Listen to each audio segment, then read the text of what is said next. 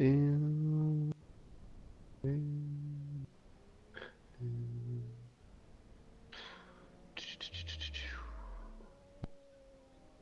meant to be on mute. Oh,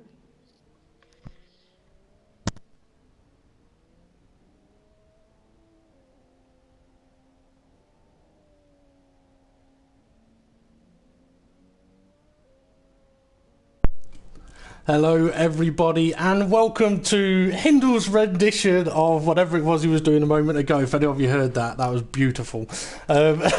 He got a quick comment to him saying, Hindle, you meant to be on mute. That's why he went, oh!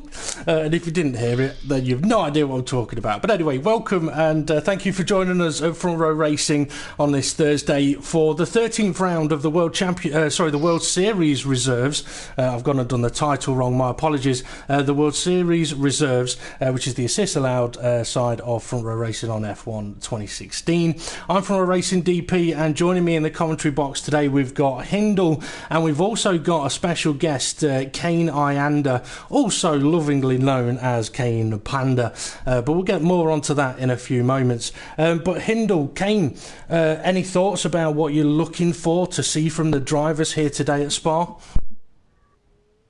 speed. Lots and lots of overtakes.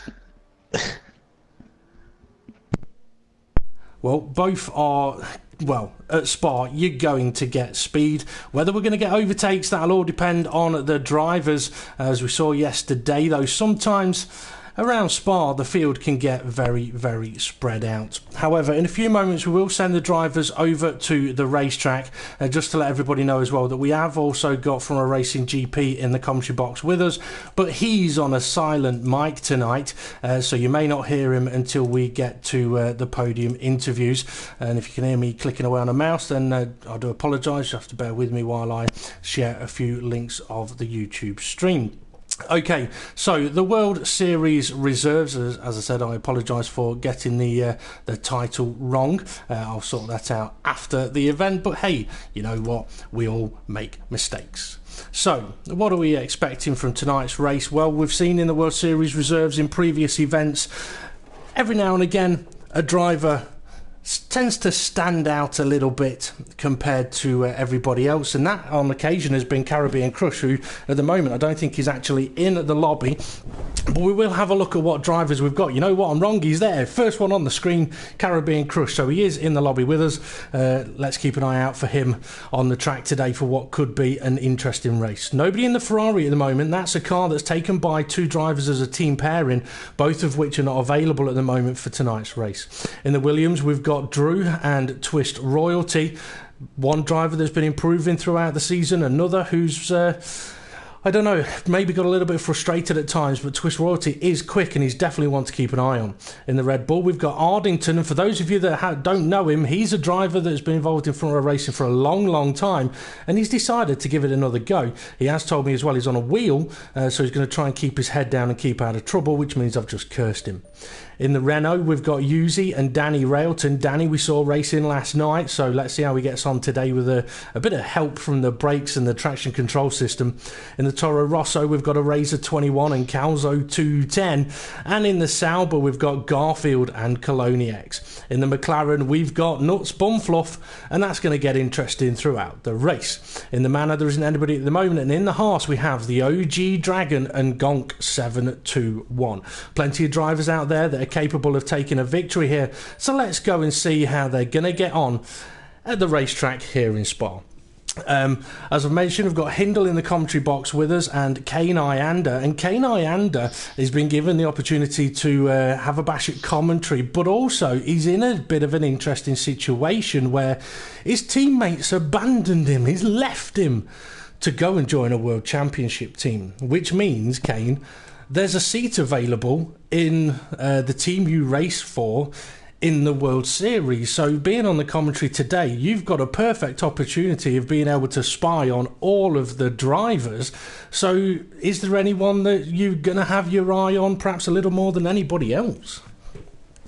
There were a few people, but they've not turned up, so obviously I've got fresh eyes now for the grid. So. Well, it's interesting you say that. Okay, so they've not turned up. So, I mean, as someone that's looking for a new driver to come and pair up with you, what does that sort of say to you? Unreliable comes to mind. Oh, well, if they're your mates, they're going to hate you for saying that. It's a strong word. True. Now, for both of you as well, I mean, for you, Hindle, and I mean, you've had the opportunity of doing commentary on the World Series Reserves before, and being able to spy who you might want as a reserve driver, or who may, as a reserve driver, get picked to race in the World Series, and someone you might have to keep an eye on. So, I mean, is there anyone that you think in this grid could be a threat for taking the victory here today, but could also be a threat in Spa in the World Series next week? There's a few. There is a few. There are a good 5-6 people who can put it on pole and are capable of winning the race, and even capable of winning the race next week as well. Yep, definitely. Okay, let's have a little quick look at the weather. And you know what? The sky looked a little bit cloudy out there. Qualifying, though, temperature looks like it's rising over the next 10 minutes or so, 10-20 minutes. So qualifying looks like it could be dry. But should we have a look at what the race is going to be like? Oh, what a shame. It looks like the race is going to be dry as well. But I think the drivers will like that one. Now, obviously, myself, Kane and Hindle, we've been in the chat party for a little while. We've been having a chat about a number of different things. But Hindle, there's something that you were talking about that I'd like to sort of pick your brain on a little bit, because as we go into this qualifying session, it's a very interesting session, isn't it? Because you want to be the fastest round the track, but you've got to think about the race. So we were talking a little bit about setups and aerodynamics, and I was just wondering if you could perhaps repeat yourself a little bit on what you were saying about what the situation is here for Spa and setup. Yeah, well, as you said, we was talking before, and I mentioned I'm having myself a bit of a dilemma of where to go with setup, because of course you've got the long straights, you want to be the quickest in the straight line, get the fastest lap time, but if someone's behind you with a lot higher aerials, doesn't matter how low you're running, they're coming past you in the slipstream and the DRS. Doesn't matter what you're running, they're coming past you. So I think we're definitely going to see, you'll definitely notice who's running what, especially in the speed traps. But then in the race, they'll turn around. Yeah, definitely could. I mean, tyres are a major factor as well. I'm just wondering, Kane, whether you've been able to get any practice in yet on the Spa circuit for next week's race, and whether you have any tyre information for us. I'd be tempted not to use the super softs in this race. They don't really last that long, but I've not done too much practice, to be honest. It's not really a track I get on with, so I'll be hoping to get a lot more practice in throughout the next week, but at the moment I've not got too much knowledge. Yeah, well, the only real knowledge I've got about these cars, these tyres around this track, is that the super soft tyres do not seem to last very long at all. But it's always been the nature at Spa. Whichever is the softest tyre, they don't last very long. I mean, I'm thinking back to last season in front row racing and the season before. You qualify on the softest tyre, and you're only looking at 5-6 laps into a race before you've got to get rid of them, and it potentially opens up the two-stop strategy. And the tyres that we used to bring, I think, I could be wrong, soft was the softest we used to bring, but now the super soft is here. It's going to make it very, very difficult for the drivers to really get on an effective strategy or even look at a possible one-stop. Okay, I've got my camera on Danny Rowton at the moment, and with him having quite a good race yesterday, I'm going to follow him for his first qualifying lap. So guys, feel free to have a look at anybody else. And when I call out sector times from Danny here, you'll be able to let me know if whoever you're watching is going quicker. I have also got a question of the day, which I'm hoping is quite an interesting one, which I will pass out there in a few moments time. So Danny Rowton then, as he heads up to turn 1, heavy braking zone, but getting the apex right is so important, as is the traction on the exit. What you do here affects what happens at the end of the Kenmore straight. So as he heads down to Eau Rouge, is he flat out? Yes, he is easily flat out and looking very, very comfortable and smooth through there. DRS wide open as he approaches the end of the Kemmel Straight, and this is for some a very heavy braking zone, and for others it's a gentle braking zone, and then hammer through the first of the chicanes. Now a tricky right-hander down the hill, but then my most hated corner on the circuit, and probably quite a few people hate this corner. But I don't know, I'm not sure if I'm glad they got rid of the grass and gravel or not. Now into No Name, which they may have to change the name of, because if it's called No Name, then it's got a name, so it may have to be called the corner with the name that is No Name. But that might get a bit long to say. Through Pouhon now, very tricky corner. Sector 1 time was a 30.1. Which I've just been informed secretly by the secret assassin in the pit lane. So 30.1 is a purple sector 1 time. So as he approaches the end of sector 2, it's a 49.2 as he's on the super soft tyre.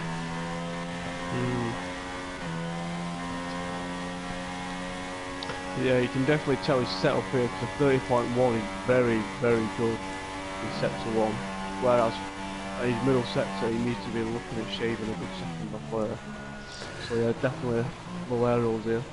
Yep, it was absolutely flat out through Blanchimont. DRS wide open again. It's going to be provisional pole. Is it? No, it's second place. Who's gone and taken the pole position? It is Gonk. Gonk 721 on the super soft tyre. He's gone on for another lap, but it's only a 30.5 sector 1 time. Let's have a quick look to see if that's quicker for him. That's quicker for him. So I'm going to carry on with this lap. He's not. Now, Hindle, we were talking aeros and stuff like that. That's got to be a high aero setup, hasn't it? To be half a second off in sector 1, but have pole position, that's got to be high aero setup. Yeah, well, he's 8 tenths up in sector 2, so that says it all. That says it all. Okay, I just want to give a quick message to Steve. I know you're trying to be helpful there, but if you do come in too often, it makes it difficult for us to know who it is that's talking there. So just get Kane used to, and Hindle used to coming in with that information, as Gonk does head into the pits. So, Kane, you were going to say something a few moments ago. What was it you were having a look at? Yeah, I was looking at the same thing that Hindle was looking at. He's there, so. I was looking now at Swiss royalties. He's done a 48.5 in the second sector, which is a 10th off gone. 48.5, that's a good sector 2 time. I'm just having a look at KANEIYANDA. He's done a 30.2 sector 1 on the soft tyre. In the middle sector, he's done a 49.6, and he's heading into the pits. As the Swiss has gone into the pits as well. That he has. The OG Dragon, let's see, I'm pretty sure the OG Dragon had just headed out on to the track as well. Let's go and see. No, he came back into the pits. So let's have a look at how Ardington's getting on. He's been out of racing for quite a while, but he has decided to come back and give it another go here at Spa. He's on the super soft tyre. He's done a sector 1 time of a 30.6, currently sitting in 8th place. Sector 2 is a 51.3, so perhaps running a lower aero setup there. And I tell you what, is it just me, guys, or does it look like the clouds are coming in a little bit? It's getting a bit darker out there on track.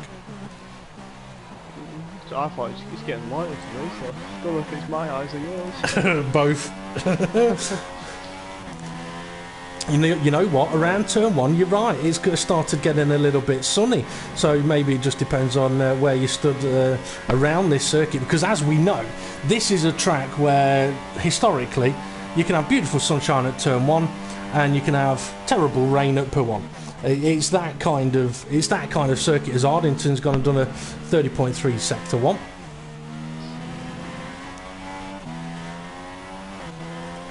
He's heading to the corner. I hate tricky corner. Can be taken in second or third. Ardington's taken in third. What about yourself, Hindle?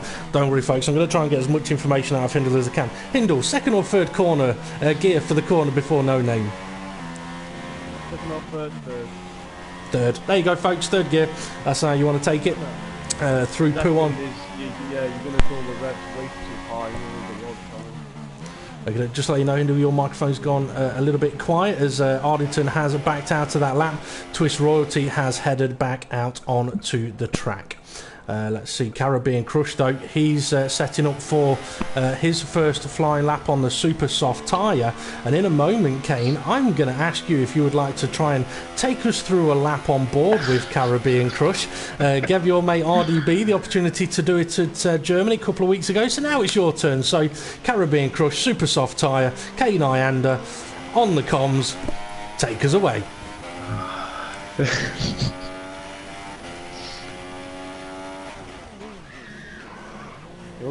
You got a big lock up towards turn 1 there. This is going to lose him quite a bit of time, but hopefully not. Coming down now into Eau Rouge, it's getting quite close to that wall. Yeah, there's no issues over there. Seems quite comfortable. Now as you come down the camel straight to turn 7.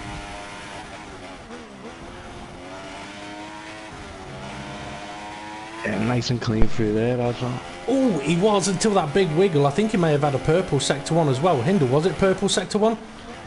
Half tenth down. Oh, half tenth down, but I did hear you mention that he's first in the speed trap. So Kane, let's see how he gets on at P1.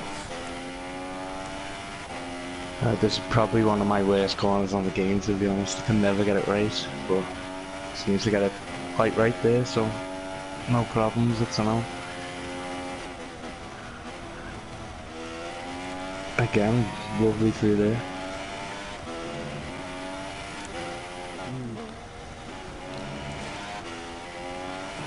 He's looking very, very smooth through some of these corners, so if he is running on low errors... Oh, look at that sector time. He gets a bit of grass on his tyre there somehow, but... Here's 3 temps. 3 temps, first one, second one. This could be a good bottle. Yeah, I think this could be pole. He's abandoned it. He's abandoned it. What? Yeah. You know what? I've got a feeling that's a case of, okay, I know I've got the time there in the middle sector.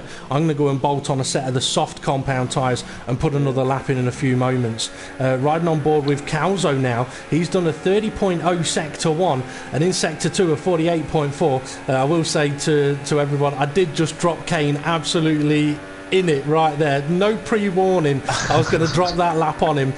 So don't give him any grief for trying to commentate on a lap, because when you get dropped on it like that, it's not that easy to just go for it. But I like to test them out a little bit. Calzo also abandons his lap and heads into the pits. But Kane, I tell you what, if you want to have a quick look at the timing screen and have a look at who's got the purple sectors at the moment, and that might give us some kind of idea of who may be able to pop some fast lap times in a few moments. And right on board with Nuts Bumfluff for what'll be actually his first on-board lap in front row racing. So heading up to turn 1, again on those brakes, nice apex early on the power, but definitely sounds like a little bit of traction control in there. We've got 6 minutes left of the qualifying session, and plenty of time for him to get this lap in and maybe another one through Eau Rouge. Sounded like a little bit of a lift there, but actually taking it quite quickly. He's currently sitting in 10th on the speed trap with 197 mile an hour, but he's improved it on this one. 211, 212.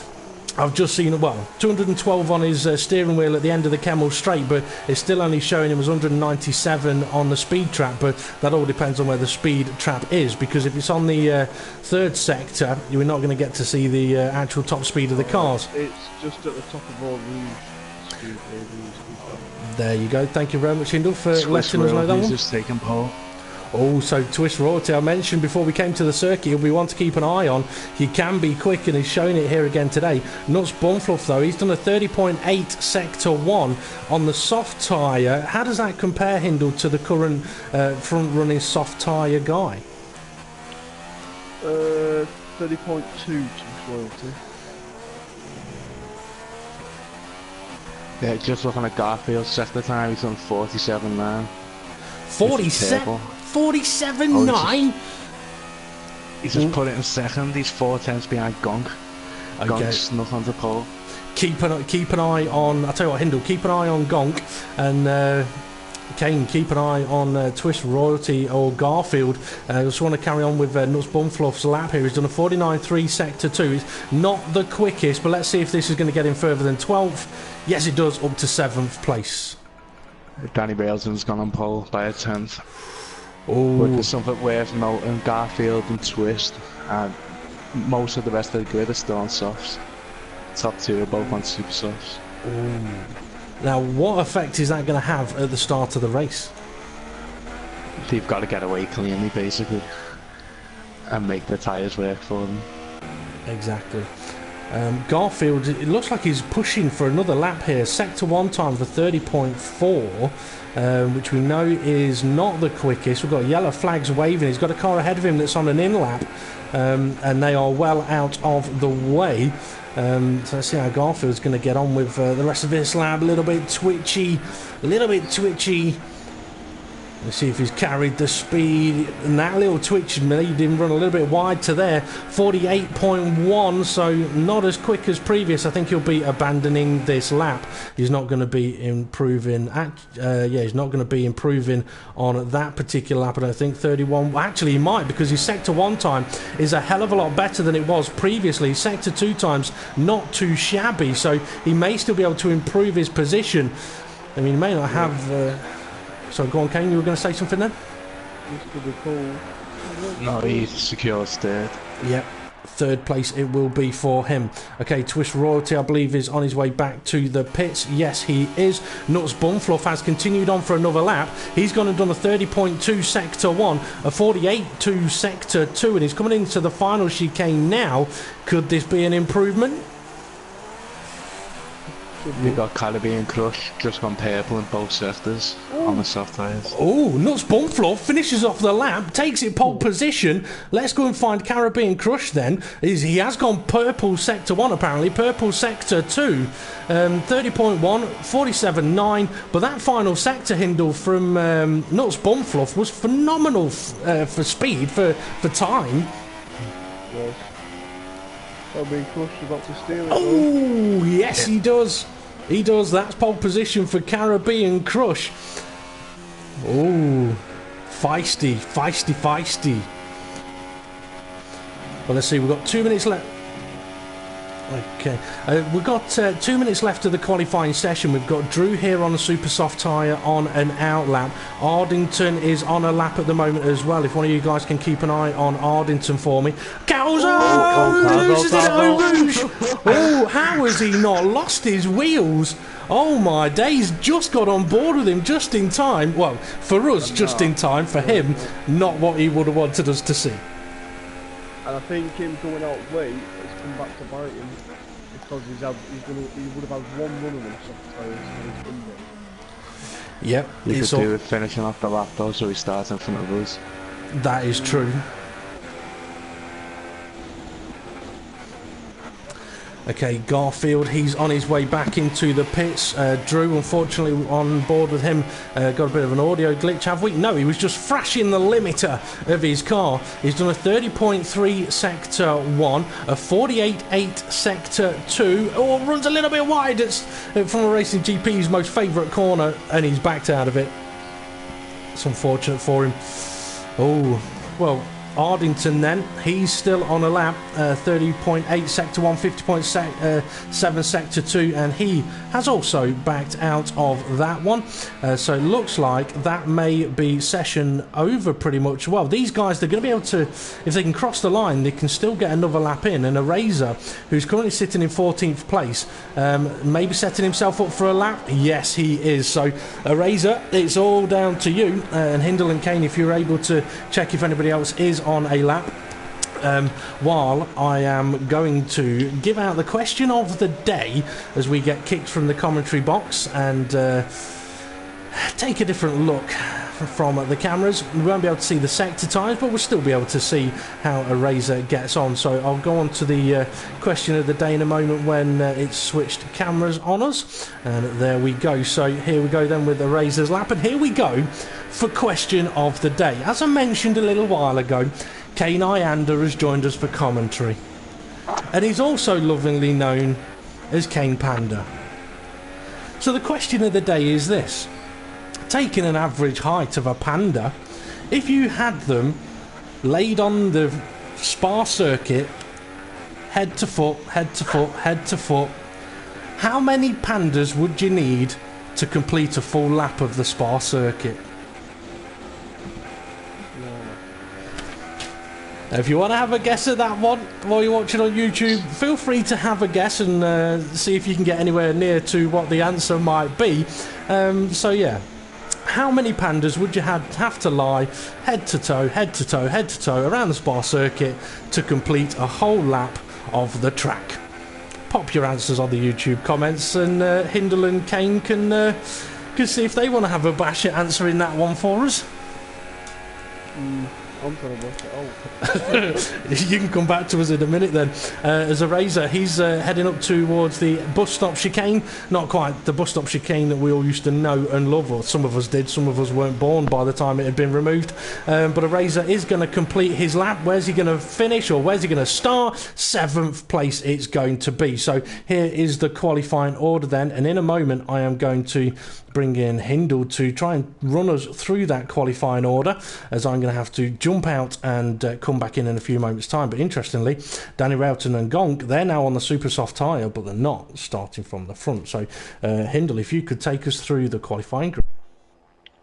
Yep, so we have Caribbean Crush on the softs, a 46.8, pretty dominant display of that, nice time, and he's 4.5 tenths up on P2, which is Nuts Bumfluff, his debut drive, so pretty good showing, 47.2.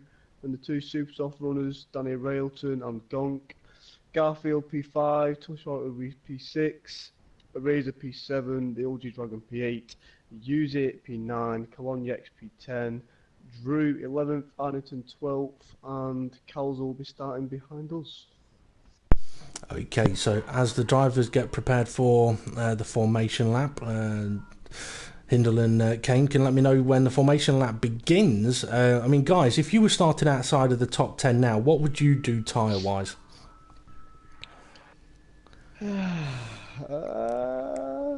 Personally, myself, I'll be on the mediums with a lot of fuel.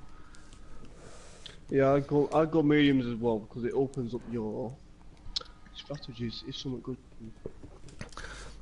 Very, very interesting. We'll see what happens next week, and if they start outside the top 10, if they stick to that plan or not. See, I told people I'm going to try and get as much information out of these guys as possible. Okay, I can hear someone's microphone clicking, so just to give Steve a quick message, if you have any info that you need to let us know, feel free to give us a shout. But yeah, guys, let me know as soon as that formation lap is underway.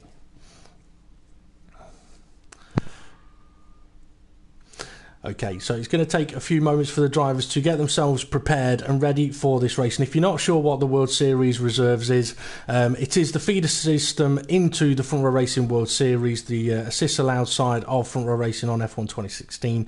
So for the likes of Hindle, Kane, they've come through a similar system. Come through similar system in Front Row Racing to be able to take their permanent seats on the grid in Front Row Racing, which has worked very well for them. And that's what these guys on track are trying to do at the moment, show everybody what they've got, show everybody that they deserve the opportunity to either be asked to be a reserve driver for one of the World Series guys if their teammate can't make it or they can't make it, or, as is the situation coming to the next World Series race, potentially take a permanent seat that comes available.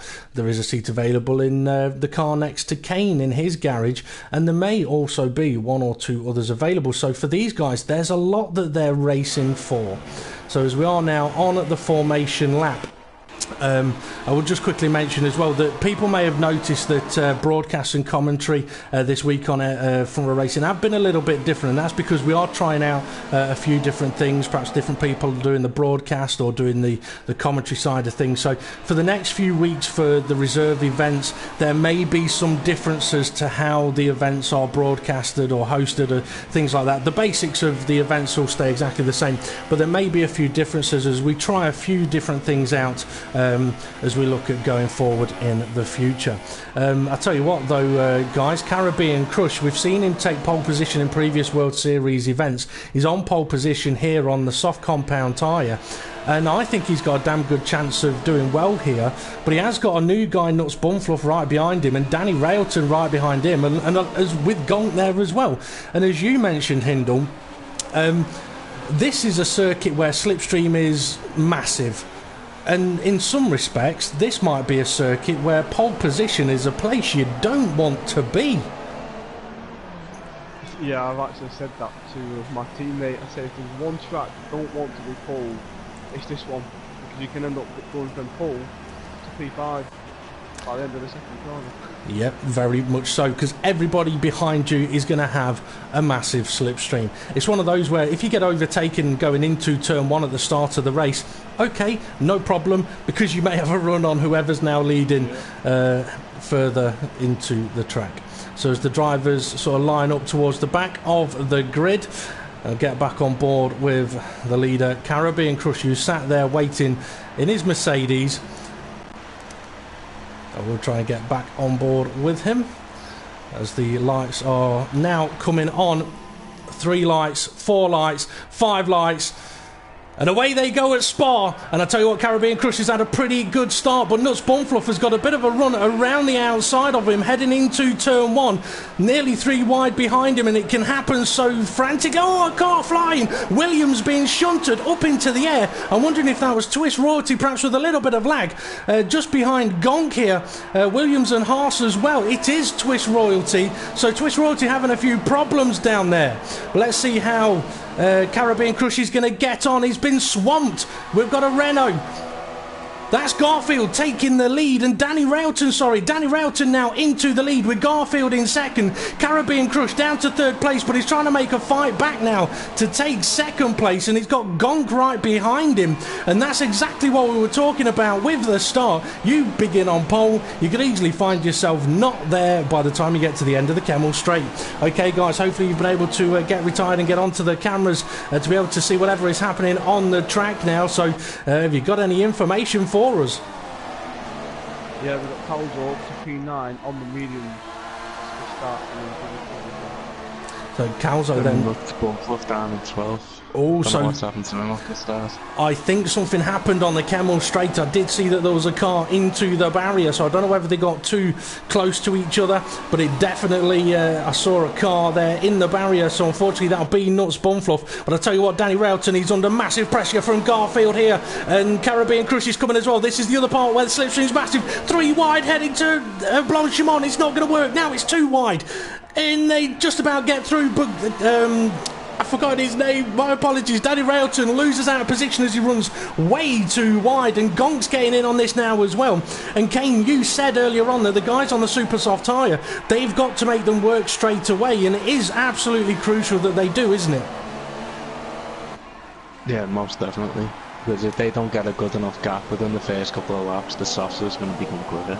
Yeah, and proof of that is... Oh, we've got a spinner, That might be KANEIYANDA in a Sauber. Yes, it will be KANEIYANDA. He's been dropped down a little bit. Okay, Caribbean Crush, he's got a run now on Garfield. Time for a bit of a switchback.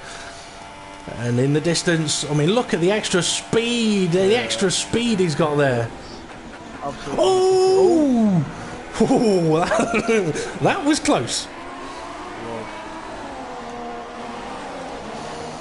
Okay, so top 5, as we know, they're battling it out like madmen, which is exactly kind of what you want to see, because at the moment they've not really wiped each other out. Yuzi running in 6th place, and he's got a Razor who started 7th and still is 7th. Let's see, Calzo on those medium tyres catching up to these guys, only 5 seconds off the leader.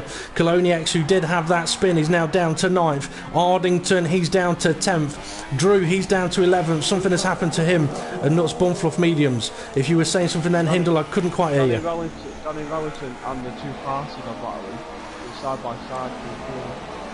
Okie doke, that they are. I tell you what though, the leading pair, I think they're almost side by side as they're heading towards Blanchimont. Not quite, they're close. I think Garfield's going to have a run on him. Yes, he is, as they get closer and closer to Blanchimont. It's not an easy corner to overtake, but it can be done. But I think he's going to go for it into the bus stop chicane.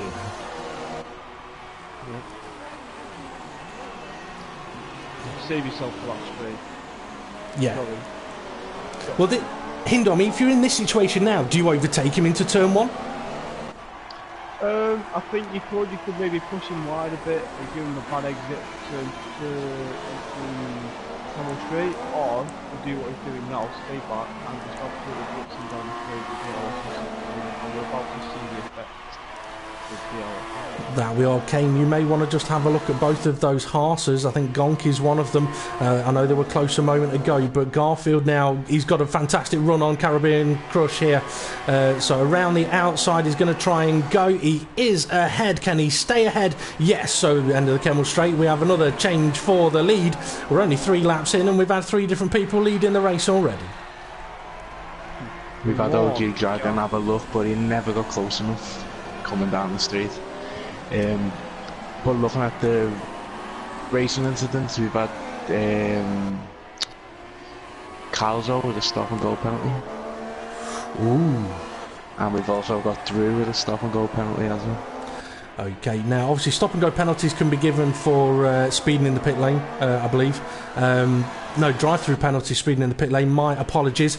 But I also know that on yesterday's broadcast, Steve mentioned that he saw a driver had got a stop and go penalty, and I think it was actually Jamie James had mentioned that as he was heading towards the final chicane, he had a lock-up, got onto the grass, and it sent him quite largely through the corner, and it gave him sort of an extra penalty for it's close again between the leaders heading to the bus stop. Is Caribbean Crush going to be able to make the move? No, he's been defended, but he's got a chance of a switchback. DRS will be open. Lovely bit of drive in there, a lovely move. It was, but he's about to be real the touchdown on the thing. Okay, Eraser, he's got himself up to 4th place. He's just made a move on the OG Dragon into the bus stop chicane. No, he's back to 5th. Go on, Kate, take us through it. It looks like...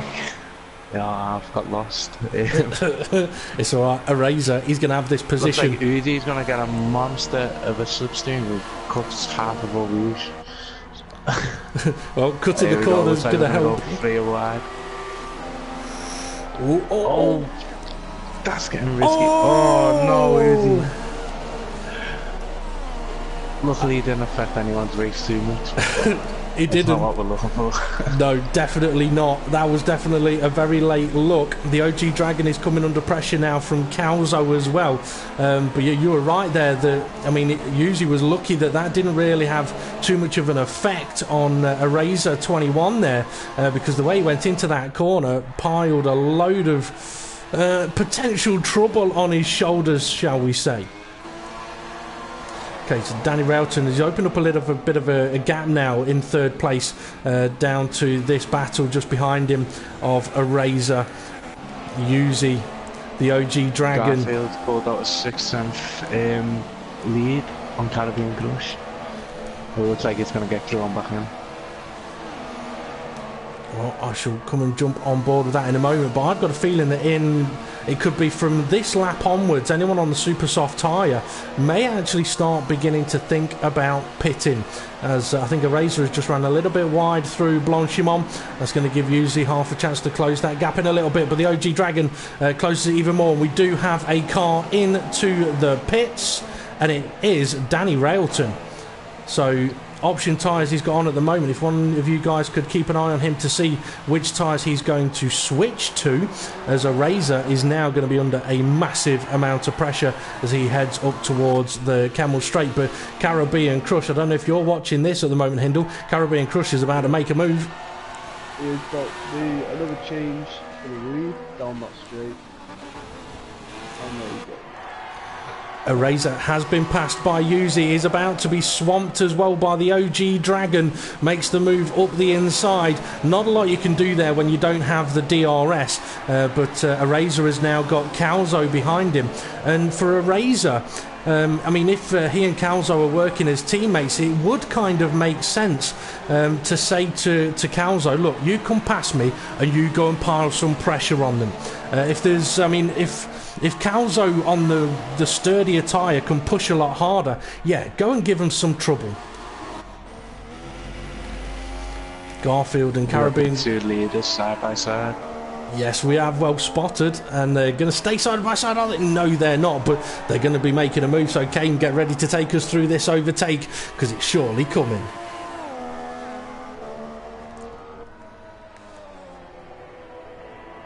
Oh, this could end in disaster. I've had a few bad accidents around here. But, oh, fair play to both of them, giving each other a lot of respect around here. Yep. But we've still got Garfield in the lead. It takes two to tango, and these two seem to be pretty good at dancing with each other at the moment. But We've I got don't. Uzi, the OG Dragon as well, and Calzo right next to each other. That we have. Oh, Uzi goes for the pits. That may have been a little bit of a late call there, but managed to get into the pits anyway. Calzo is now ahead of a Razor, I believe. No, he's not. He's still stuck behind a Razor. Yeah, but Carl's weird. Going up with P5, P3. All the leaders, Caribbean Crush, Garfield side by side once again. And it's fantastic stuff between these two. I've got a feeling, you know, that heading into the final chicane, whoever's being overtaken, they're like, yeah, it's fine, no problem, you go for it, because I'm coming back past you. And if this continues, the drivers are going to have to start to think, okay, what am I going to do later on in the race? As a Razor's got himself back up to third place, but now he's under pressure from the OG Dragon. Yeah, they could end up in a situation later on as the OG Dragon looks up the inside. Nearly a bit of contact, but a Razor squeezing him out. Yeah, I was saying that sort of lap time wise, if they get sort of lap 18 and they're still battling like they have been, they're going to have to start thinking about, okay, if I overtake this lap, I'll be in the lead, but then he'll overtake me and then I'll overtake him. Who's going to be in the lead on that last lap? That's what it could come down to. As we're work that out while she's going around this car. Yeah, and they're about to make another go at it as they head towards Blanchimont once again, with Garfield behind as he now goes to what will be the outside of the bus stop chicane. And Caribbean Crush defending it. Oh! Calzo's got a really good run.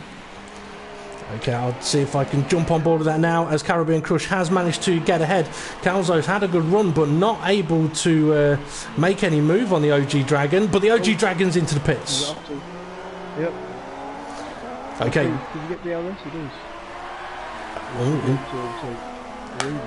It might be a bit too far behind.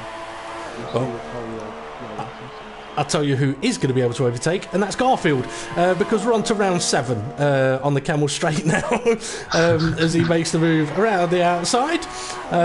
Although, I'll tell you what, Caribbean Crush has got decent straight line speed because he's defending it this time, but he's going to be on the outside for this corner, looking for a switchback. He may be able to tuck up the inside if he can get a good exit and have a look at the inside of the next corner, get late on those brakes and hope the other driver gives you some space, which he does, but side by side through No Name, this isn't going to be pretty, and Caribbean Crush knew it, backed out of it, gone for the switch back. Lovely bit of driving from these two, and they're still going at it, nearly side by side through Pouon, but no, Garfield holds on to it. Some really good driving there from both of these guys. I like that. Sometimes backing out to go for the exit of the corner instead. Okay, let's see, a Razor still running in third. Calzo, he's dropped off a Razor a little bit there.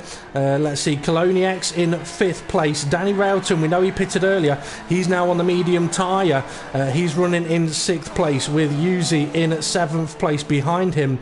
Drew in 8th, and he's got the OG Dragon and Nuts Bumfluff behind him, so may have to keep an eye, Kane, if you want to keep an eye on Drew and shout, oh no, we'll do it now because Drew's just lost it into the barrier. Oh! And it decided to do an extra little bit of jump as well. It looks like his wheels have managed to stay on the car, but that's massively unfortunate for him. Ardington's going to possibly get past him as well. Yeah, I think he will do. That was unfortunate for Drew. On the way for the leaders. They got Garfield in the leads with Caribbean Crush behind them. So. Yep. So. Yeah, just watch the launch. Caribbean Crush gets no. Yeah, he's closing it. I mean, he's already side by side with him by the time the kink's there. He can even overtake him and get back onto the racing line. Yeah, that definitely shows that Caribbean Crush is running a nice skinnier wing, shall we say, giving him that benefit of the extra top speed. Because when Garfield was trying to, Yuzi is out of this race, it may be a retirement. I've got a feeling it may be a crash though. But yeah, as we saw when Garfield was trying to overtake Caribbean Crush on the last occasion, it was much more of a battle through the end of the Camel Straight. Well, the soft tyre... It looks like Go on. Uzi was a DNF by terminal damage. Oh, okay, and I tell you what, Garfield just had a sneaky little look up the inside of the chicane there. It didn't quite work for him. You can have a look, but if you make it a little bit too late, you can get your front end spun around a little bit. So usually out of the race with a crash, and that can happen here easily as well. But I'm just having a look at Calzo. It looks like he may have closed that gap in a little bit to a Razor. But Hindle, just wondering, soft compound tyre, they've got to be thinking about pitting fairly soon, haven't they? Yeah, I think, especially if they qualified on them, you've got to be looking about end of lap 9, lap 10. The mediums are pretty good around there, especially first mediums as well. Both the leaders are in the pits. That they are. So Caribbean Crush then. He's going super soft tyre. That's a two-stop strategy. He is. He's going super soft tyre. Now what? He's got a Garfield on. Garfield's got mediums. He has. But what I'm interested in is where is Danny Railton? Because Danny Railton went from the soft compound tyre to the medium compound tyre. He's just going past the start-finish line now. He may not get past both of these guys now. However, Caribbean Crush is guaranteed got another pit stop to do. So Danny Railton still holds 5th position, but he can see Garfield ahead of him. Caribbean Crush has opened up quite a gap on Garfield through the pit stops, and Calzo's trying to attack a Razor. I think that must have been a mistake by his pit crew. I don't understand why you put super soft on in that 9. I do. He's in a tough battle. If he does exactly the same as Garfield, that battle continues. It could go the other way. Put the super soft tyre on, do less laps and absolutely smash them. He, over a medium compound tyre, fresh options later on could be 3-4 seconds a lap faster. So I think he's gone for raw speed here at Spa. Whether it'll work or not, I don't know. But what I can tell you is we can see him in the background already catching up to the back of Calzo. So it's going to get interesting. Razor's made a little bit of a mistake. Calzo on at the back of him. This is Calzo's opportunity, and this is a point where Calzo either needs a Razor to get into the pits and give him a bit of free space, or just give him lots and lots of slipstream and DRS. But Calzo is going to be able to make the move into the bus stop chicane. No, he's not. And I tell you what, a Razor's defending it. Either that or he's showing I'm going to the pits. He's showing I'm going to the pits. Although he nearly didn't get it right. But here we go then. Caribbean Crush, DRS, Calzo DRS, drag race to turn 1. Yep, Calzo looks like he's got a bit more straight line speed, but it's going to mean nothing down there. I tell you what. Or Caribbean Crush, he's already ahead, but where's the DRS detection point? Yeah, he's going to give it. He's just give it to Calzo. Has he? Launch from Calzo. There it is. Look at that.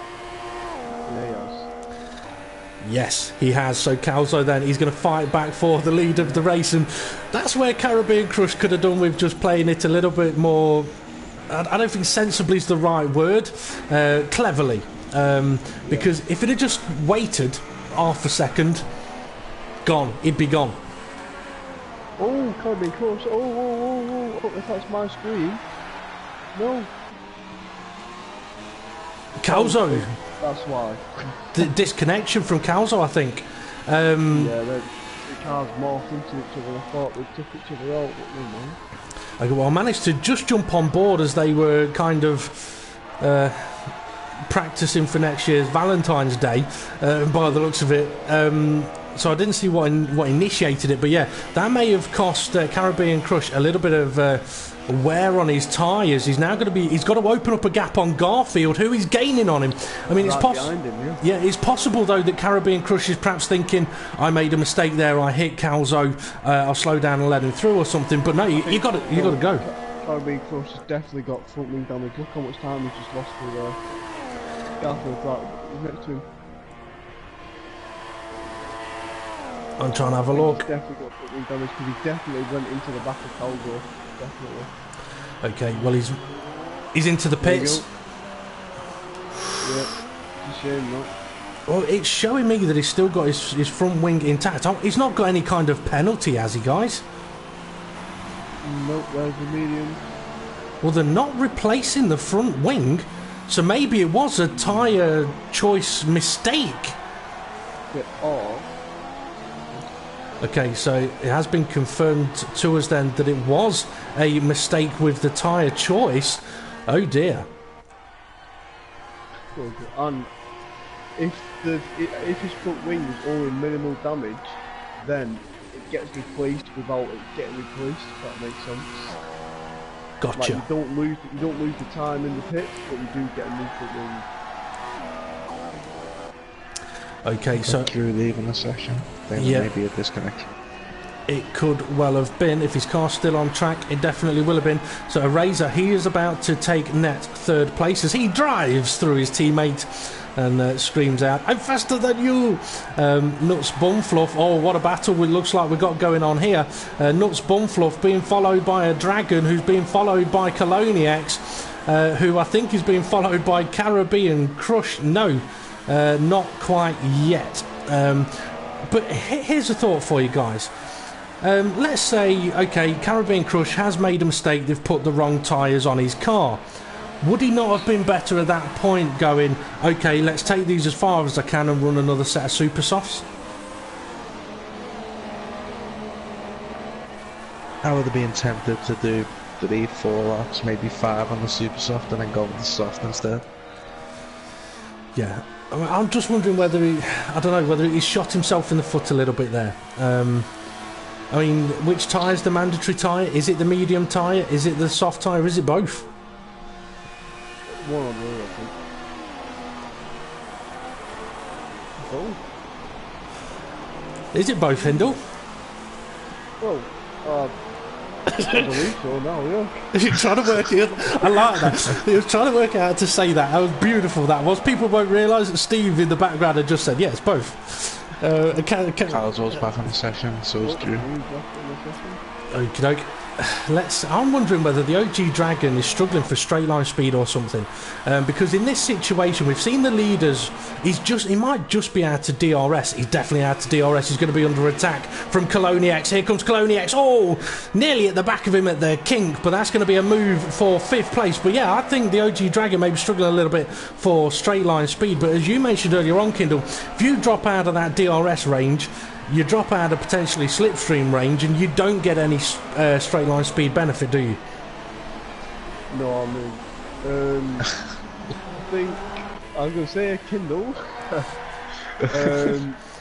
Yeah, I think if you've got to be maybe just over a second to get the slipstream, anything more than that, yeah, you're not going to get any sort. Okay. Let's see, I'm just wondering, looking at Danny Railton here, good chance he may be going to the end of this race on the medium tyre. Good chance he may also pit again for a set of super soft tyre, but gap between himself and the leader is 7 seconds at the moment. So Garfield looking very comfortable. Eraser in 3rd place, he's made his pit stop, he's on the medium compound tyre, and you know if he gets onto the podium we're going to ask him what colour his underwear is, because that's his favourite question to ask people. But Nuts Bumfluff, he's only 3 seconds behind Eraser, and he's also on the medium compound tyre. So Kane, you may want to keep an eye on whether that gap between those two is going to close down at all. KANEIYANDA, who we saw get up to 5th place. Oh, I think I just saw a car go into the pits. Yes, I have. It looks like Eraser gained 6 temps on Danny that lap. Oh, so Eraser's catching Danny, and it looked like it was a McLaren that has popped into the pits, but we may have a move. Let's see how the OG Dragon's going to get on in slipstream here with DRS and see if he is struggling with straight line speed, or maybe it's just grip through Eau Rouge. Oh, his KANEIYANDA runs a little bit wide. Here we go then, the OG Dragon, he's got a run on him, he's got DRS, he's going for the slipstream. He's going to have half a chance, but he's got to position his car correctly, but so has KANEIYANDA. Is he going to go for a switch back? He's going to try it by the looks of things. Can't see him at the moment. No, I don't think the OG Dragon's got full confidence in his car and on these tyres at the moment.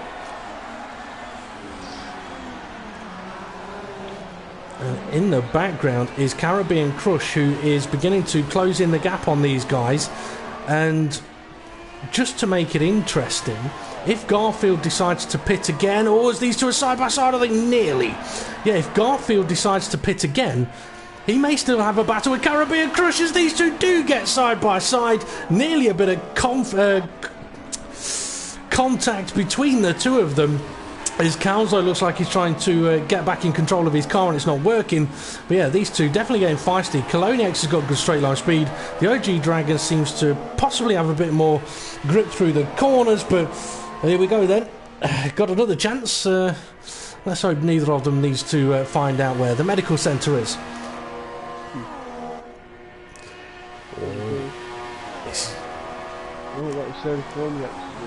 Oh! Go down the inside. Just Kilo shut the door quickly then. Did he shut it or did he slam it? Probably crushing the party now, and he know he got very good straight line speed, so he could both of these. He could take both of them, couldn't he? Yeah. I mean, yeah, what I was trying to say was that if Garfield does pit, he may still be in a battle with Caribbean Crush. Caribbean Crush is 18 seconds off the lead, so yeah, that could still be something that's going to happen. The OG Dragon trying again to make the move. If you guys can just have a quick look elsewhere on the grid to see if we've got any battles going on. The OG Dragon does get ahead. Can he stay ahead?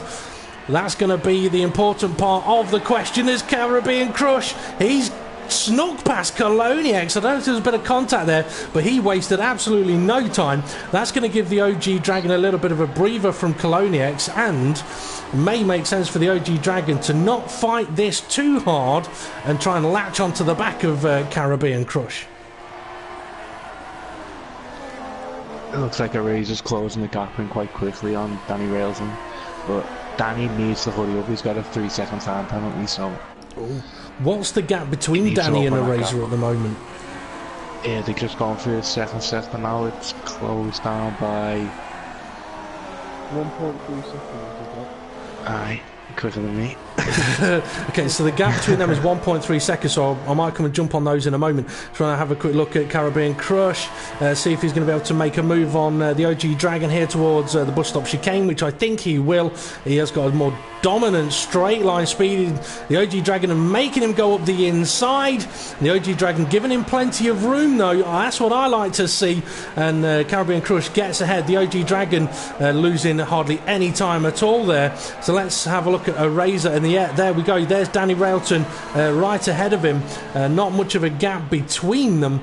And as Kane has been saying, the gap has been coming down and coming down and coming down, and I think these guys, well, Hindle, are these guys going to go to the end on the medium compound tyre? Will they make it?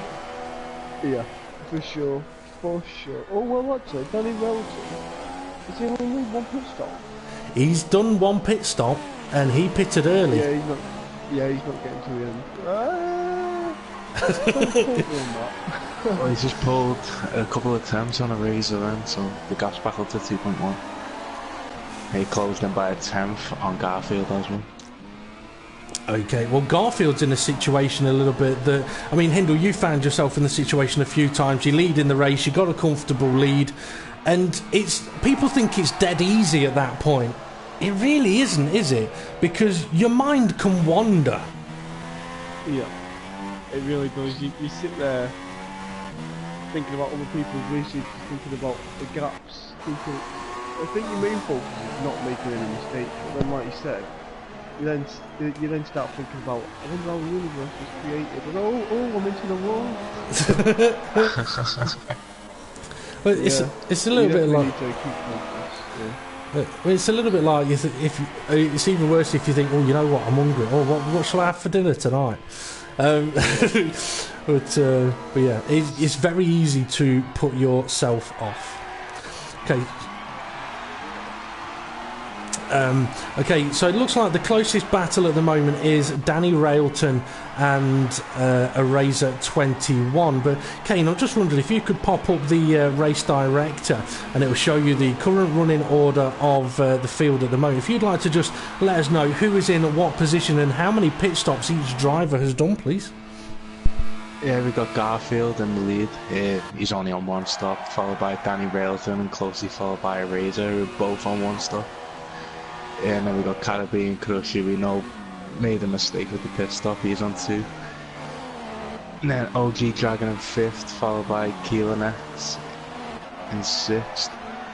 Nuts Bumfluff in 7th. We got Gonk and Ardington, both on 3 pit stops each somehow. And then I think it's just the disconnected cars from there. Carl's Drew, Uzi, Twist, making up 10th, 11th, 12th and 13th. Okay, thank you very much. Yeah, I think Twist Royalty was disconnected on that opening lap. I think one of the cars I saw flying was Twist Royalty. Potentially a disconnection there for him. But yeah, it wasn't a DNF, it was terminal damage. Oh, it wasn't a disconnection, it was terminal damage. Oh, okay. Well, I saw, I mean, maybe the landing killed his car. Eraser, he's really getting close to Danny Railton now. He just needs that extra few metres to really get that slipstream, which will put him in the DRS range, which will give him a great chance. But Hindle, I tell you what, have a look at Danny's lap times, if you will, to see if there's been any kind of major drop-off in the last few laps. I was about to say, because I wonder if he's going to go for the pits, and that's exactly what he's just done. So, don't worry, Hindle. We know his tyres were going off, because he's about to get rid of them for a set of super softs, I reckon. Well, they weren't going off because his fastest lap in the medium was 51.5, and his last lap before he pitted was 51.6. Oh, so unless he knows he's not going to get to the end, then obviously you need to put earlier. I guess he's on a super soft because he's really far back. He is. Yeah.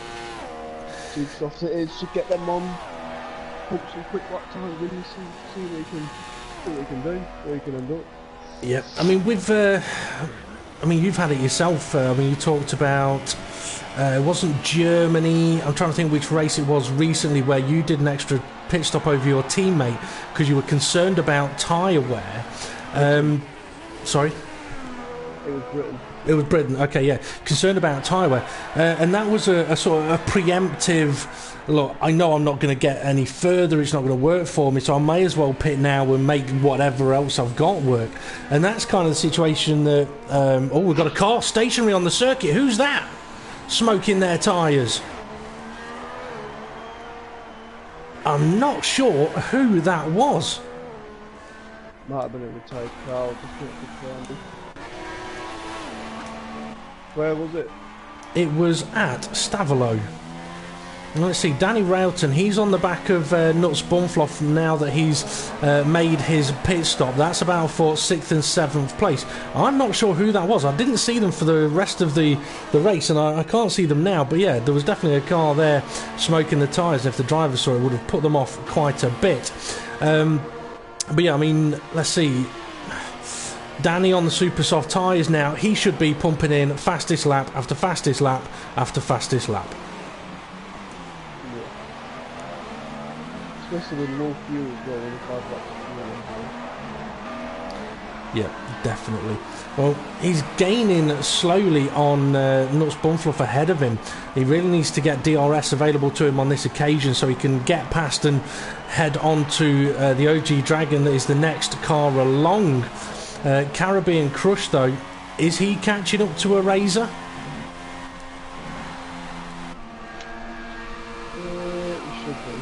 Yeah, Yeah, it is quite quickly.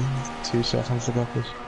Oh, okay, so we'll all come and have a look at that at the moment. Danny hasn't got the straight line speed to benefit here. He didn't have DRS and he's not gaining. So Danny's super soft stint here is not going to work for him, but his super soft stint that he's on now has been created because of the super softs that he ran in qualifying. You look at Garfield, who's leading the race at the moment, ran the soft tyre, lets him run the mediums for the rest of the race. Caribbean Crush, if he finishes on the podium, we'll find out for certain that it was a pit stop error with a wrong change of tyres, but I would have guessed that he'd have been going to the end on the medium compound tyre. A Razor here who's had a little bit of a mistake at Stavolo. It might not be Stavolo, I think that's at Monaco, isn't it? I'll get corrected now on YouTube. It's not Stavolo. My apologies. Sure, it is Stavolo's not Monaco. That's alright then, yeah, Stavolo. Stavolo 1, Stavolo 2. My memory hasn't completely gone yet. But yeah, Caribbean Crush is catching a Razor 21 now. So. It could be something interesting. Stavolo's 10-15, I think.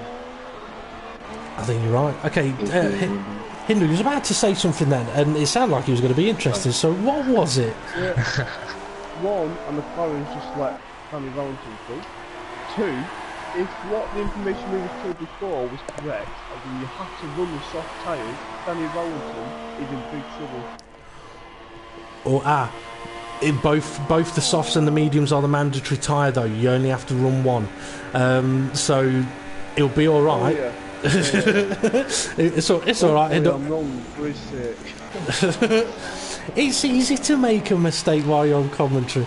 Okay, Caribbean Crush is all over the back of a Razor 21 now. Caribbean Crush on slightly fresher tyres. Kane, just have a look at Garfield's lap times for me if you would. See if he's struggling at all, whether he may just be pacing himself. But I think Caribbean Crush sees a Razor in his sights and he's going to be making that move fairly damn soon. But I've got to say, a Razor's done one hell of a job so far, and to be fair, so was Calzo up until the point of that disconnection. Well, his lap times are being all over the place. He's being consistent with the 51s, but then he's had a few near 53s. That's happened a couple of times. Interesting. Okay, here we... Sorry, I'm going to cut you off for a second. Here we go, Caribbean Crush then. He's going to have a run on a Razor as he makes his way towards Blanchimont. We've seen plenty of action in Blanchimont already today. Let's see how these two are going to get on. A Razor's got a decent straight line speed here. You know what? Caribbean Crush may just have a bit of a fight on his hands to get past the Razor. Oh, ran a little bit deep at the chicane, and here comes Caribbean Crush with a fantastic exit of the corner. But has Caribbean Crush learned from what happened earlier on? We'll find out. We'll find out, because if he makes the move, he hasn't. If he doesn't, he has. So, Hindle, what's the verdict? Has he learnt his lesson? Hopefully he has. Well, obviously he has. He's overtook him, so...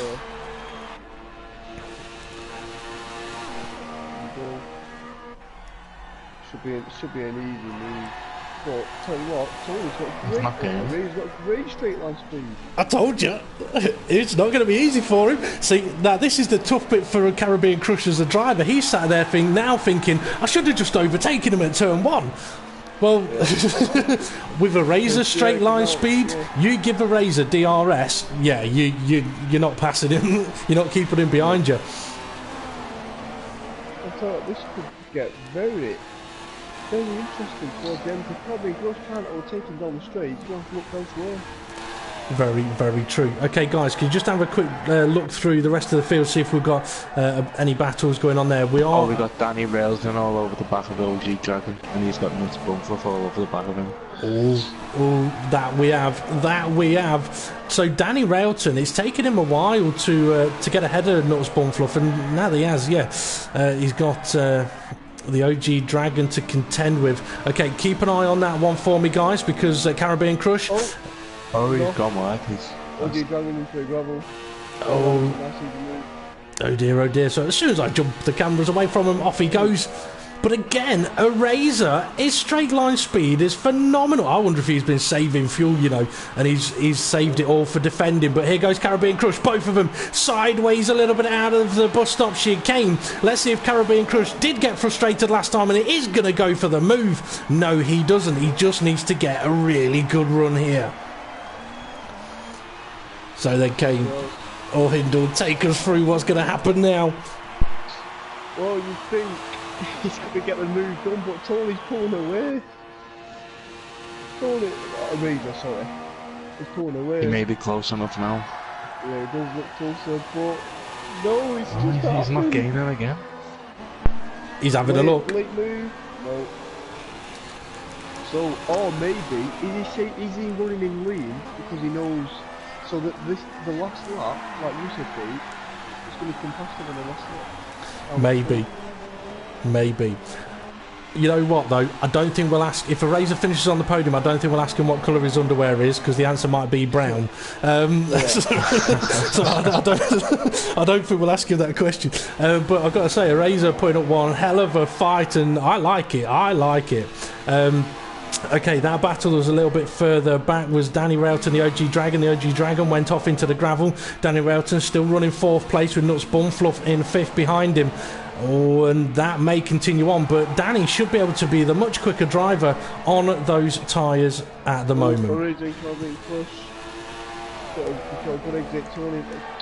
Razor made a bit of a mistake. It went wide, and that's a low problem for Razor actually put a bit of a gap to him. He's not. Speed again. Yeah. Yep. It's almost as if there's no slipstream. Yeah, that's what it is. That can be. But there we go. Last lap. Cameron Cush got a way better exit. Now again. He's going for it up the inside. A Razor spotted him, side by side they go. This is where Caribbean Crush needs to back off a little bit, and did, to get the DRS. Oh, so close, but he's really close now. This is his best opportunity. It may be his last opportunity. Razor, you need to defend. There's a car in front, actually. He's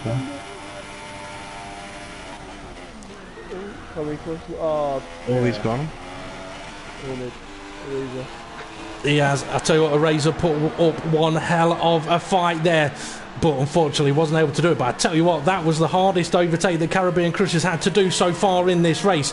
Okay, let's have a quick run through the field. Garfield running in 1st place, Caribbean Crush in 2nd place, and now opening up the gap to a Razor, who is in 3rd. Danny Railton, he's in 4th place, but he's got Nuns Bumfluff all over the back of him. Guys, you're going to have to keep an eye on this battle, because I do want to catch the leader over the finish line. So I'm going to jump straight onto Garfield now. How far away is he? He's heading up towards Blanchimont nearly. So quick flick over to Danny and Nuts Bumfluff. A bit of a gap between them. Nuts Bumfluff have made a big mistake. He's gone onto the grass coming around the long left-hander. Okay, well, Garfield though, what a display. He was, in a way, we were robbed of a fantastic battle, but we got a different one instead. But Garfield is going to cross the line to take the victory here in Spa in the Front Row Racing World Series Reserves. Congratulations to him. Caribbean Crush, he's going to cross the line in 2nd place, and fantastic comeback for him. And a Razor taking 3rd place. And I've got to say, hats off to a Razor there. Absolutely fantastic driving, beautiful defending there. Danny Railton, he's going to cross the line in 4th with Nuts Bumfluff in 5th.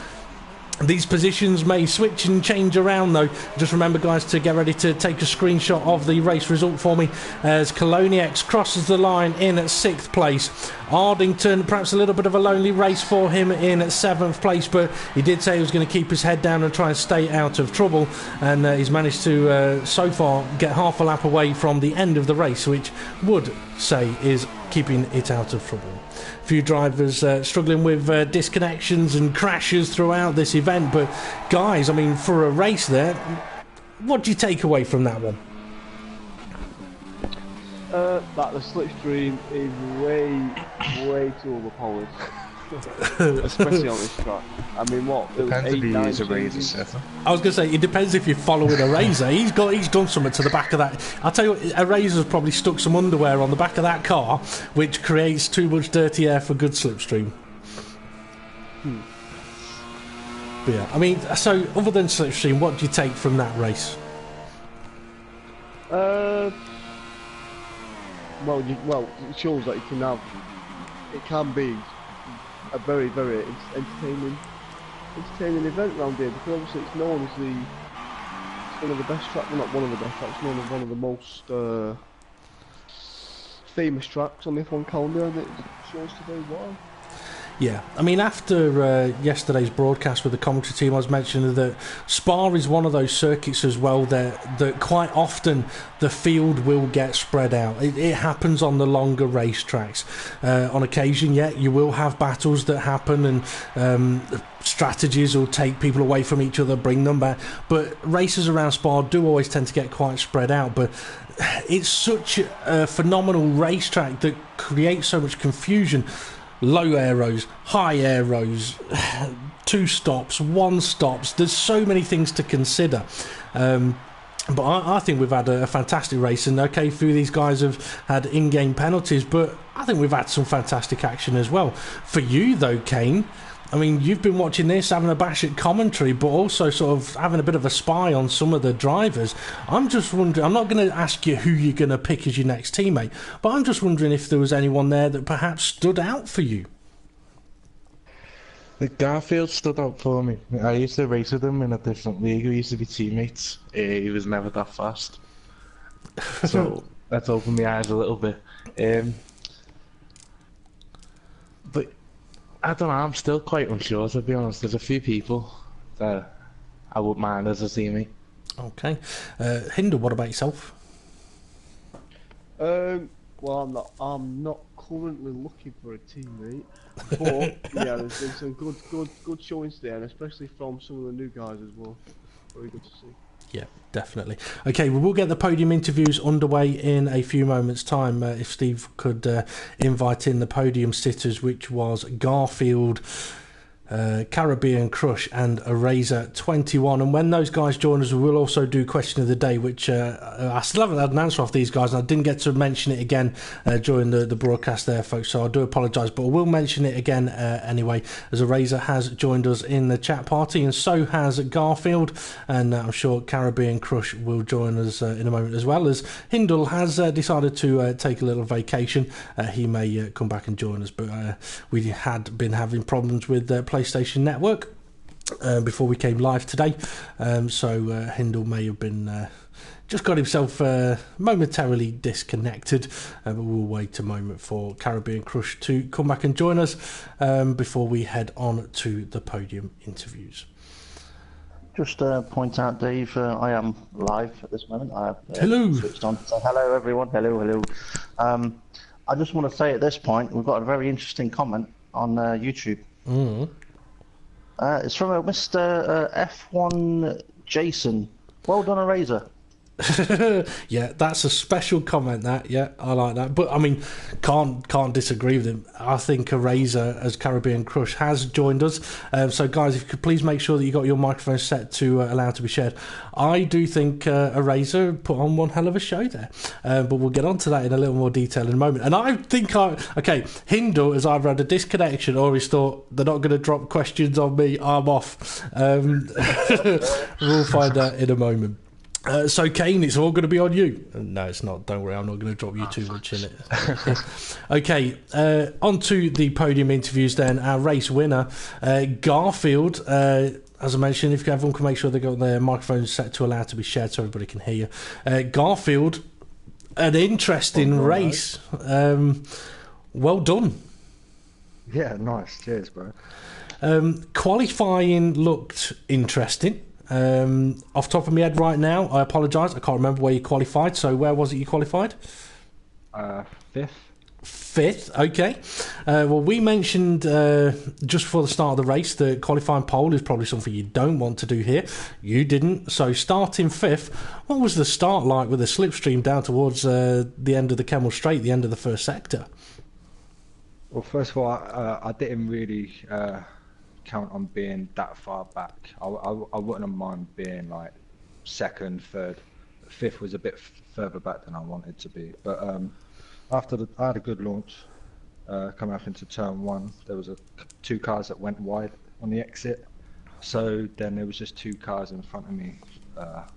They were having a little battle up Hoo Rouge, and I just caught up and went past second place. And I was side by side with first going into the braking. I can't remember who it was I was side by side with, but yeah, that was it. The race was on. Yeah. Well, for then for the next 7-8 laps, it was F1 tennis between yourself and Caribbean Crush. It was like to you, to me, to you, to me. It was enjoyable to watch. What was it like in that situation as a driver, doing F1 tennis for 7-8 laps? Yeah, I've got to say, Caribbean Crush, man, that was amazing. It was pretty wicked. I think it went on for 9 laps. I think we both pitted on lap 9, so it did go on for quite a while. I wasn't going to pit until he pitted, and I'm sure he was the same with me. But when he came out on the super softs, it threw me. It proper threw me, because I thought he was going to come back out on the mediums, but. Well, you may find out it through him as well. We'll find out in a few moments. Once the pit stops were done, for yourself, not a lot of action left in the race.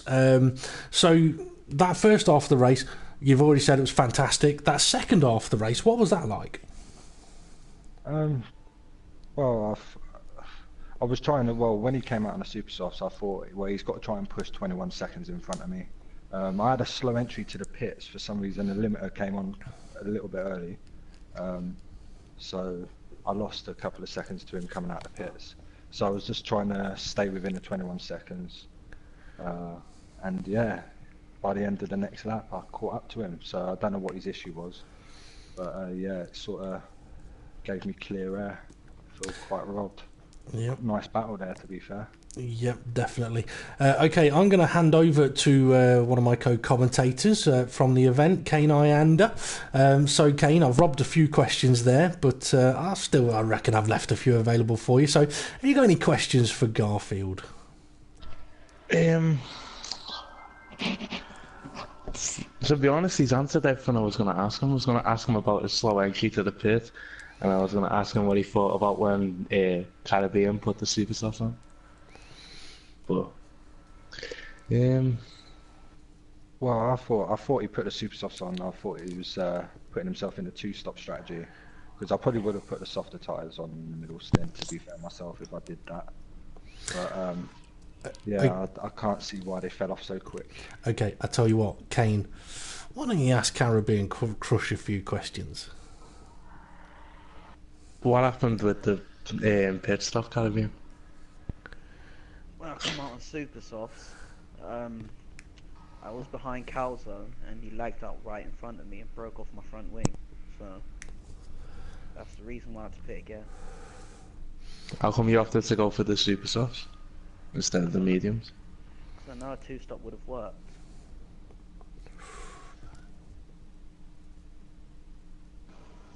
Okay, so the 2-stop strategy was always on the cards then. We visually couldn't see that you'd lost your front wing, which was unfortunate for us. We did see that something happened with Hindle, which is massively unfortunate. That would explain why on our screens you were going as slow. Sorry, not Hindle, with Calzo. Yeah, it would explain why you were slow and Garfield was able to pass you on that one. I mean, you've said that the 2-stop strategy, you reckon it would have worked there. It did rob us of a battle, because that battle, as Garfield has mentioned in the first half of the race, was beautiful to watch. It really, really was. So, how was the first half of the race compared to the second for you? The first half was good, because I was battling with someone for the lead. It was a bit frustrating at the climb though, because I wanted to pull away, but it was a good race.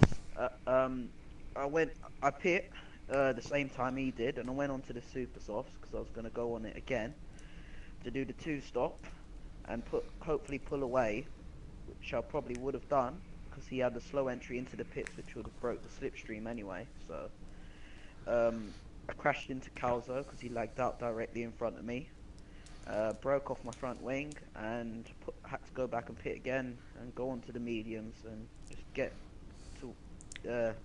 back to the front. Well, I mean, for Garfield, first half of the race, great fun, great excitement. Second half of the race, bit dull and bit boring for him. For yourself, first half of the race, great excitement, really enjoyable. Second half of the race, very, very different. You really had to fight your way through a few positions, which you were able to do, some with ease and some not so much with ease. We saw from qualifying you seem to have phenomenal straight line speed. It worked for you in the race up against Garfield. When he was passing you, he really had to fight for it. When you were passing him, it was easy. And then along comes someone called Eraser, who all of a sudden, for whatever reason, is ridiculously fast in a straight line. So how frustrating was that for you, where for the majority of the race you dominated everybody on straight line speed, to all of a sudden catch this guy at the rate of knots that you did, and then all of a sudden he's super quick? Oh yeah, on the straights, when I was behind him, I thought I'd get past him straight away because I was catching him so much in Sector 2. And I was behind him for the Sector 3 straight to the bus, towards the bus stop chicane.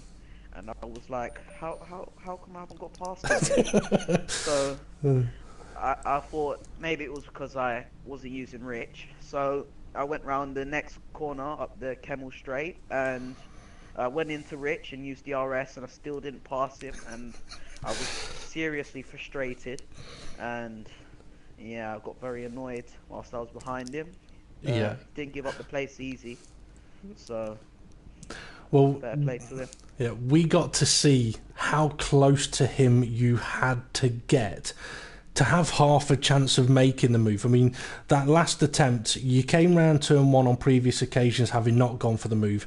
On this occasion, I mean, it was kind of clear you had to kind of go for it to get him out of position, but also still get the DRS. I mean, it was really close between the two of you. You were able to get the DRS. I mean, from your view, how close did you feel you got to him on that occasion, or had to get to him to make that move?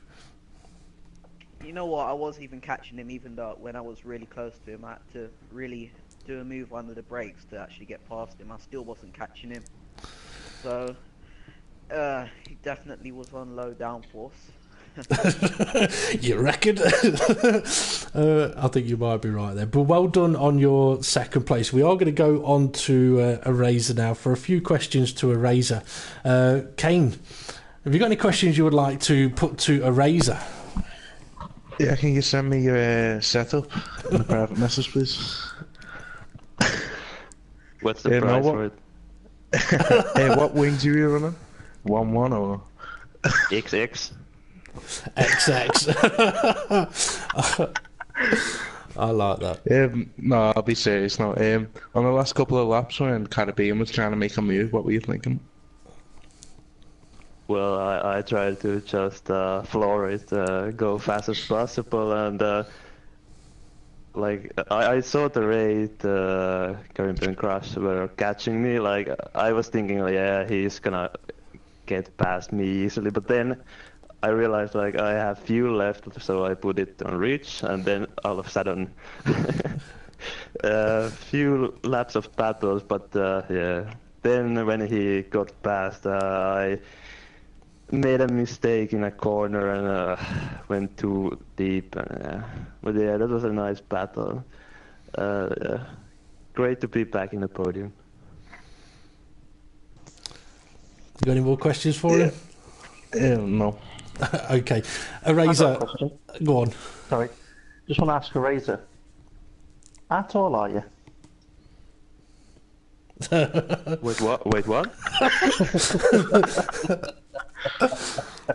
How tall are you? How tall are you?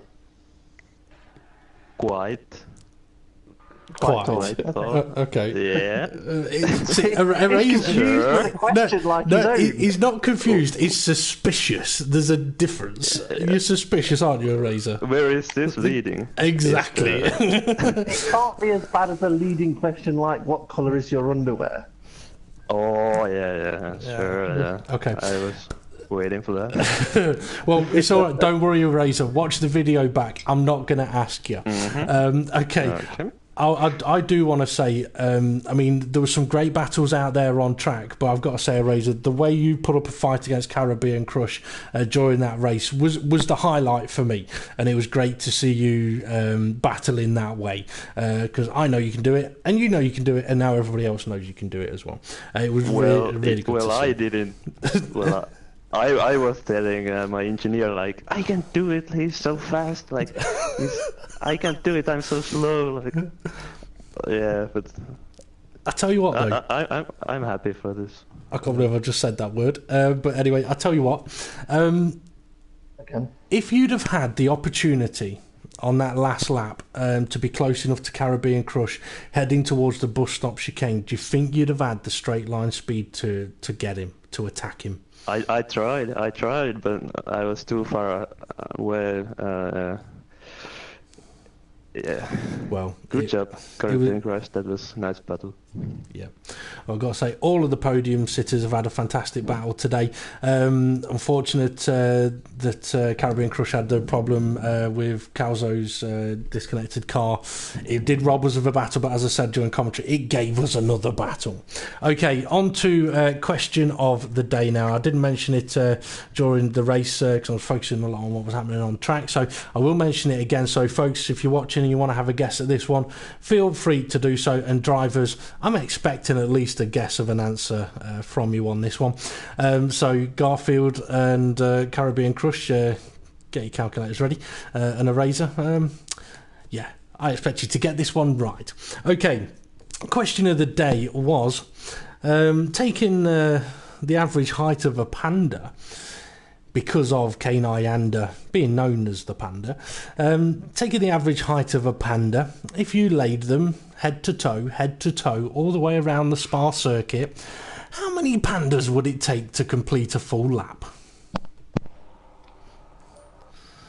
So, Garfield, you won, you get first attempt. First of all, I'm going to state I don't think there's enough pandas in the world to actually pull off this. Admittedly, you are right there. You are right. Theoretically, if there was, I'm going to go about 5,000 little tiny pandas. Ooh. They're not 5,000. There's got to be a lot. I was well off last time. That is true, you were well off. Okay, Caribbean Crush. You can go higher or lower than 5,000 and you'll beat one person. 2,500. Okay, Eraser. 4,100. Okay. KANEIYANDA, we never got to get your guess, so come on. 3,750. Oh, okay. Steve, would you like to have a guess? I will have a guess, but I'm going to also read out some of the answers that have been put onto YouTube. Yep. I'm just going to scroll back up to the top very quickly because I did notice that Garfield did mention earlier on the same as what he said now. But also, Dean Butcher at his gonk, he said 315 pandas. That would make Spa a very short circuit. Awesome, very big pandas. Also, very big pandas, yes. Hammer Time 44 says 1,000. Drew says 1,000 question marks. I think he's questioning Hammer Time's 1,000. Valdemore's put 3,400, and Drew then has re-guessed at 990.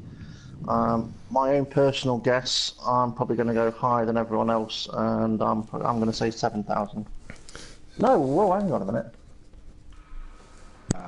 You can't lock that. That's locked in. I'm going to double that. I'm going to say 14,000. 14,000? There's definitely not that many pandas. You know what? All these different guesses, it's got me questioning whether I worked out the answer correctly. So... It's just double checking the answer. I can't because I haven't got my measurement converter on my... I will double check the answer. So I'll tell you what, Steve, while I'm double checking the answer so I make sure I get it right, would you like to give the folks some information about what's coming next on the Front Row Racing YouTube channel? Well, before I do that, I'm actually going to ask the podium drivers some questions that have come in on YouTube. Yep. We have got a Razor. Were you running low wings? I think we know the answer to that one, but if you want to answer it, Tony, feel free. So, were you running low wings? Not so low that people might guess, but my wings were XX.